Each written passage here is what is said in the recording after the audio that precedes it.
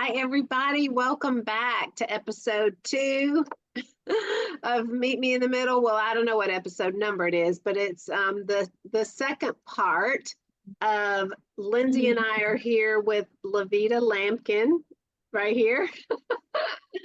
So we are so happy to have her, and it's just so exciting for me. I told her when we were in the middle of recording sessions, I go, I just want to hug you. I'm just so happy that God has spared her and done so many things in her life. And I know there's a reason for it all. And He wants her story to encourage others. And so that's what we're doing here, is offering a platform for her to share her story. So hopefully somebody else is going through this or went through this with a loved one, will just find encouragement and find hope in the middle of their journey as well. So, okay, so we ended the last session with Laveta telling us all about her family, and then at age 51 having this just out of nowhere aneurysm. And when we left that episode, she was still in the hospital. So my first question is, so you had this aneurysm that came out of nowhere. You didn't have anything that precipitated it, like high blood pressure, nothing like that, or anything that you knew of, or all the things. So it just, boom, happened. And you were telling us an aneurysm is a blood vessel, I guess, burst in your head, right?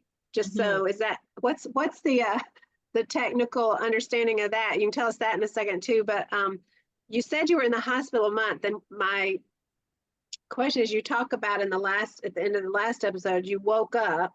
So my question, were you out of it for that whole month? Were you in and out and you just don't remember it? I mean, what happened during that month-long hospitalization after you had the surgery that they had to go in because they couldn't go in through your leg and through the artery there? They had to do, which to me is very serious surgery when they open up your skull. I mean, that just is freaky all the way around. So you don't know what's happening, really, do you? Or do you? Tell us about that month in the hospital. Where were you in your head? Well, at one point I was in ICU, Okay. and that's where the lady was screaming at me and so she was trying to get me to understand what to do and what not to do. And so after that, I think I don't remember how many days I was there. After that, they send me to another room, and Okay. that means that you woke up, because they had told my husband, they said, well, if she wakes up, then she's fine. She'll be alive. But if she doesn't, I'm just gonna let you know. So I actually woke up. Oh, let me back up. Let me back up. Before that happened, when I was in ICU, my whole family showed up. I mean, everybody was there. My sister, my cousins, my in-law, my sister-in-laws, all of them, they were there. And my cousin, who she and I are like the best of friends to each other. We've been with each other ever since I was 2 and she was brand new. And I'll be sitting there with her. And she came and she was talking to me and like hugging me. And so then I told her, I said, girl, why am I in this hospital? this is what this is what I said. So she laughed, because that was like to kind of get her to kind of laugh a little bit on my situation. Because even though I kept blinking in and out, Okay. she was there to make sure that I knew that everybody loved me. So they would only let like maybe 2 people in at a time. So they would come in at a time, and then my aunties, they showed up, and they actually stayed at my house and made sure everything was going okay. And then the church, oh my goodness, our church is the best. I would never change them for anybody, because they made sure my children had food to eat, my husband, family. I mean, every single day it was some food at my house for them to eat before I even came home. And so after my family saw me in the hospital, they all went home because they knew I was going to be okay. Then they took me out of that room, put me into another room out of the ICU. And I laid there for like, I know for a fact that I laid there for like 1 or 2 days. After that, then they took me to another room. Now by then I'm in and out, sleeping in and out, but I'm still very alert. And then the doctor would come in and touch me and say, wake up, you know. And then I said, I'm awake. I know you here, like that. And so he would laugh with me or whatever, Yeah. even though I was still out of it because it was the medicine that they were giving me. Mm. And then believe it or not, it made me a diabetic because they gave me steroids. Really? Oh. Yeah, they gave me steroids to make sure that my brain wouldn't swell up. And so it made me a diabetic. And so I, believe it or not, I take medicine now, and they're trying to tell me you can get off of it by doing more exercise. And, so you have to lose so much weight, because if you gain so much weight, then you still stuck. So now I'm in the process of losing all the weight and stuff like that. But I've taken metformin. I've taken insulin shots that I have to give into my leg or my stomach or something like that. And I had to do that every single day. So then now they took me off of it. And so now I do uh what's the name of this medicine? I got it right here. Ozempic. I was And Okay. Ozempic. I do that once a week now that they've taken me off of just doing insulin 3 times a day. And that's going to help you lose weight, because a lot of people are taking it to lose weight. See, and I didn't know that until my son told me, because I told him he should have just been a doctor, because he gives me all the instructions on what's wrong and what's right and what not to do, and no, don't eat that, and stuff like that. And so I take the Ozempic once a week, and they just wanted to make sure that I was okay. So by me being in the hospital, because it's like a back and forth type of thing. Like I'm in the hospital, still taking the medicine. They was giving it to me in the hospital. And then finally I was in this, in the last stage of being there. And I leaned over to the doctor and I said, can I go home? And so he said, maybe for your birthday we'll let you go home, but then we want you to come back. And so I was just at home for my birthday, and then that same night my husband had to take me back to the hospital, and I went back staggering because because you got so much medicine in you and everything like that. And so while I was in the last phase, they sent me through treatment where I had to go walking, and I had to they walked me up and down the stairs so much. I went around and saw all the doctors. I thought that was very nice. It was like showing me everybody and stuff like that.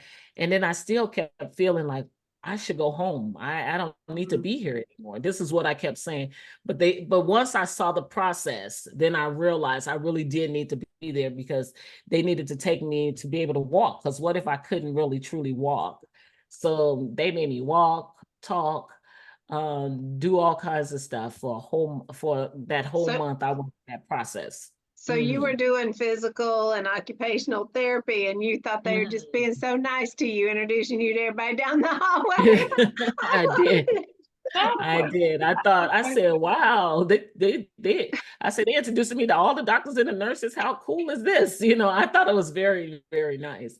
And then I loved my doctor, because I thought, wow, he was there to take care of me, even because I could have been one that actually really passed on, and because my sister actually had a boyfriend, because her husband had died, and so she had gotten a boyfriend that we had known ever since I was probably 10 years old. And so he is my sister's boyfriend, and they had come to see me once I made it home. And I kept trying to tell my sister, I said, well, you probably shouldn't leave now, because they had gotten there late. And I said, don't leave and go home. Just stay here. I was like, please don't leave. She's like, girl, I'm going. We go drive me back home. And they live way in Atlanta. So, that's about 4 to 5 hours away. Yeah. And so when he got home, he ends up, he had an aneurysm, and it busted his head, and they had him in the hospital, and he actually died. And I told my sister, now look, if they were still here, that doctor probably could have helped him. But I said she didn't hear God talking to her, because that was God. That wasn't me.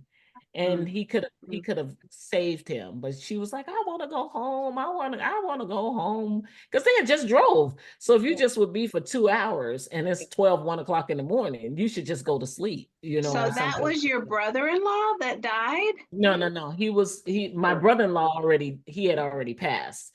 This was they had started dating each other. And Oh, it was okay. somebody that we knew ever since I was like 10. She may have been 12. So we've Oh, known okay. him I for missed a that long time. part. But it Yeah, was we your know. sister's friend, right? Yes, my sister's Oh, friend. oh, But he was my honey. friend too, because we grew up together. They just started dating each other when her husband died. So yeah. Oh, okay. So So sad. So I'm listening to your testimony and I'm not hearing the word fear.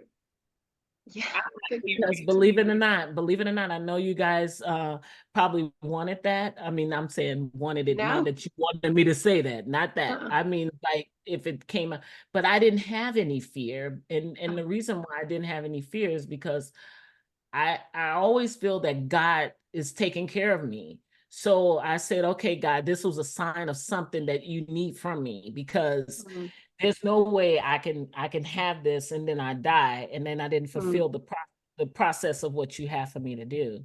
So I never thought about fear. I never thought that. mm, That's something interesting though. I'll think about that later. But Well, for I'm me, saying that because even with you talking, there is a no fear spirit about you. I right. never felt it. I never felt it. So to But me, it even when I found out I had a chip in my head, because they never told me in the beginning. sure. I'm just thinking, they fixed me, I'm okay. And I said, I got a chip in my head. And my husband's like, yeah, I didn't want to let you know right away. And then I was like, oh, okay. As long as it's okay, I'm good. Yeah. So Yeah. I never had the fear of dying, Mm, because one Mhm. thing is that I'm okay with life and death, right. because Yeah. we live, and then when it's your turn, you're Sure. gone. Your time is up. So Mhm. I'm never like, oh, I'm gonna die. Oh, Right. I'm never like that. So I'm glad that you realize that, because that fear never came in my mind. It never came there. Mm, All I did was say, thank you, God, for taking care of me, because I really need you. I don't mm. know where I would be without you healing Yeah. me. Yeah. Yeah. So then I told my children, I said, if I leave, you guys need to take care of each other. Yeah. Be Mm, be your best friends to each other and take care of mm. each other. You know. And So how old were your kids when this happened to you? okay, I Like got to tell about, you like this. Brenton was probably 21, okay. and Brandon's 3 years younger, and then Braden's 3 years younger than Brandon. So they all 3 years apart. And Okay. so yeah, my oldest was 21 at the time. Yeah. Okay. Mm-hmm. 18, 21, And he's 18. 20. Yeah, he's going to be 27 at the end of the month on the 28th. Then Mm, my youngest son just turned 24 on the 2nd of this month. And mm-hmm. then the youngest one will be 21 in May.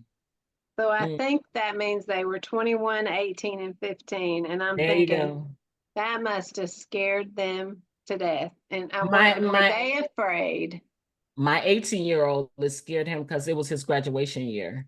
Because Oh, yeah, and when I got out the hospital, I was surprised that I made it to his graduation. And when I was there, we were sitting in the church, and graduations are long. Mhm.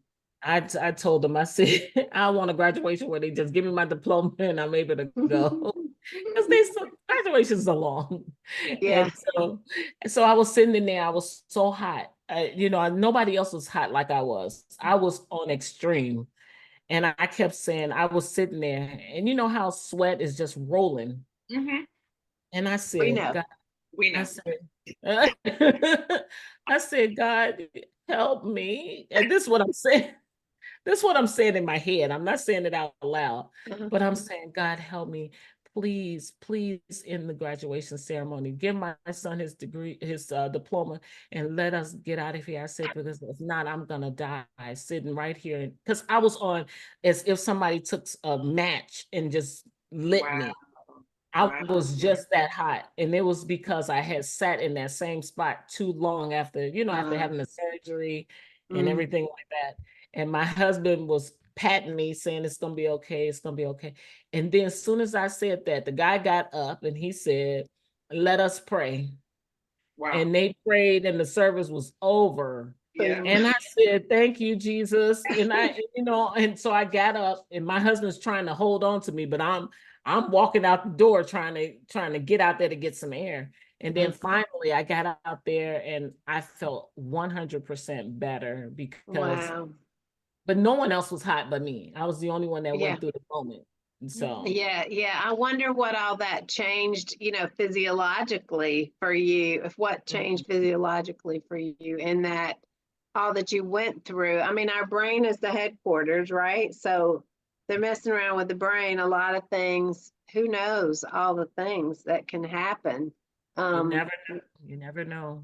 I know. Okay, so your kids were your oldest son, particularly, was was more anxious about it, but he was graduating from high school, so he really wanted his mama to be there. That was my middle child that was graduating from high school. The Oh, oldest okay. one was 21. He was Oh, already at that's Oakland right. University, Mhm. trying to get his degree there. And then Yeah. the middle one was graduating. Yeah. Yeah. Mhm. So was your husband, I mean, you said he was taking care of your mama, his mama, and Mhm. you. So how was he feeling in all this? Well, I'm sure he was very overwhelmed because when he mentioned it to me, Mm. you could tell he was so overwhelmed with getting to the hospital for me, getting back to the house to check on her. And then while I was in the hospital, they put her in the hospital. So she was down the hall from me. And so my husband was going back and forth to both places. And then he just started losing lots and lots and lots and lots of weight. And I was like, okay, we got to take care of him. Yeah. So I prayed and I asked God, I said, it's my time to leave out of this hospital. I said, I'm thanking you for taking care of me. I said, but it's time for me to get home because I need to be there to take care of my family. And I said, you see, my husband is trying to work between, and I said, you can't take me because you need me. This is what I'm saying. Because I believe that you're supposed to talk to God like he's your friend. Right. And so I was like, you need me. No, please don't take me. And so I went on home and I still did my little sleep and wake and sleep. And then finally, it was like I got out of the sleep so fast, even though I was still healing, I was up moving and going up and down the stairs. I would go up and down the stairs backwards because I wanted to make sure that I wasn't overdoing it, as far as Okay. the pool and all that kind of stuff. Yeah. And everybody, I'm telling you, Pastor, all the pastors were there. They came to the hospital, they came to my house. They just took care of me. And so I will tell you guys that I did say to my husband, thank you, thank you, thank you, that he told everyone. Yeah. I said those prayers made it up to God, because if he didn't tell anybody, I mean, I believe God hears me, but when they all prayed for me, I was like, that's a blessing right there. That's a blessing. Mhm. Me, I mean, I would not take that away. For Mm. me, it was a blessing for them to Yeah. pray for me. Yeah. That's awesome. I mean, yeah, just to Mhm. have, so it seems like getting through the middle, a lot of what helped you get through the middle was just, well, we know God carried you from the beginning, even when you didn't even know you were being carried, right? Exactly. Even when Mhm. you didn't even know what was going on with you, and you were in and out of, I guess, consciousness for that month, right? In the hospital, then you got to go home, but then you had to come back and do a lot of rehab and physical Mhm. therapy and things like that. But then the your family obviously was so supportive, but then the body of Christ, the believers just wrapped around you. And I mean, Yes. it matters. It really, I mean, prayers matter. It's so Mhm. important. And sounds like you had a good support system around you. And I just thank Very, very God good. Very for good. They that. they really took care of me. And like I would go to church and nobody understood. I'm saying nobody, I'm just using that word, like nobody understood. They Mhm. understood, but when I went to church, I didn't talk. Um, if they spoke, I would speak, because I was like, Lord, you're healing me. And he told me to be quiet. Don't Interesting. don't do too much talking, because if you talk too much, it will mess up the process. And the process was for me to be quiet and let him work on me. And I'm telling you, God worked on me, because I sat there and they would say, "Oh, Sister Lampkin's not talking today." They don't know God was rubbing my head. He was fixing me. And like we talk about God and everything like that. But he put people to help you. Church, doctors, Yeah. just, and then people come past and they just say, "Hi, how are you?" "Oh, I'm good." I'm thanking God for that, because we don't know how blessed we are. Like, we have people, of course, the devil loves to get out there to mess up something for you. Yeah. But when you have people who actually truly are God-fearing people, that is simply to feel like you've been touched by God. Them just saying, "Hi, how are you? You need anything?" And for me, I was so thankful to everybody that was so helpful to me. So helpful. All the churches, all the people, they came to my house, like I'm saying. It was that, for me, that was a blessing. Yeah. And food, I'm sure they brought food, right? It's the thing. More food than the food people. Yeah. I mean, like, I didn't eat most of the food. Of course, my family did, because believe it or not, when I was younger, I probably wore 120 pounds. And I think I made it back to 120. If I'm just laying up here, just taking my medicine, drinking water, I would eat a little, but not a lot. I would just eat just a little bit. And so they actually really, really, really helped my family. Like, So I'm were putting it you really. in pain? Were you in pain during this? I don't remember any pain. Okay. I don't remember saying, "Can I Go get a ahead. Tylenol?" I never said that. Only thing I did was take my insulin, take my metformin, and then there was 2 other pills that they would give me, and then they gave me vitamins, like, to Okay. make sure that I was okay. And But you didn't have headaches. nope. And then I still, like, the blessing is that afterwards, because before, everybody have a headache from time to time. You take a Tylenol and call it a day or whatever. I didn't have a headache. I didn't have a pain. I don't remember feeling any of that. Nothing. All I remember is being a little unconscious. I mean, like sleeping awake. I don't remember any pain at all. Okay. Now, No. when you stated that in the very beginning, when you felt strange, what did that feel like? When you first had the aneurysm, what was the strangeness? Are you talking about before I had for it to burst, or are you talking about afterwards? Oh, when you told your husband, when you were laughing with your husband. Oh, no. You said you were feeling like you felt off. What did that? Yeah, I get it. I felt like I was dizzy, like real dizzy, and gonna pass, like gonna faint, even though I did. I didn't feel any pain. I just felt like, I said, "Oh, something's wrong with me." There was no pain, but there was a feeling that something was happening, And so the something that happened was I actually truly passed out. And I had never passed out before in my life. That was a first for me. And because I remember back in the day, there was another pastor's wife who actually had about 10 brain surgeries, where first she had a brain surgery and she couldn't hear out of one of her ears. Then she was paralyzed on one side. And I'm telling you guys, I prayed to God. I said, "God, I know she went through all of that. And I know that you saw her and you took her on, because there was so much." I say, "But please, God, don't have me to go through that, because I want to be strong like how I was. Please take care of me." So I did feel very dizzy at that time, and I did pass out. But I had to talk to God to help me, And even when I started back driving, my family were a little scared. And believe it or not, I have problems with not now, but at the time I did. Like if somebody's driving me in a car, it looked like the cars were coming back to me. So I'm nervous now in the car because, and I thought it was just me, but we have another person in the church. She had the exact same surgery I had, and she has the same problems.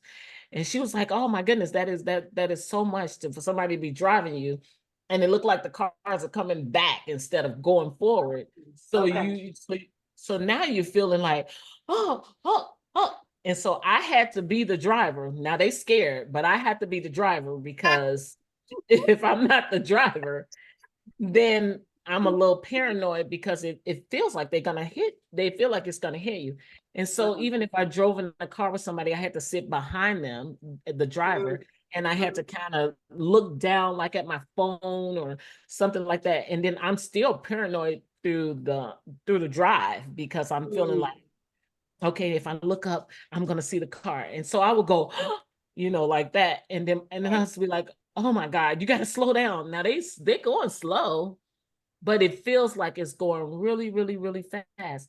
And so once again, I prayed to God. I said, God, you got to help me. I said, because this is not a good feeling at all to be in the car with somebody and they're doing the driving and you feel like you're about to go down, or, like another car is going to crash into you.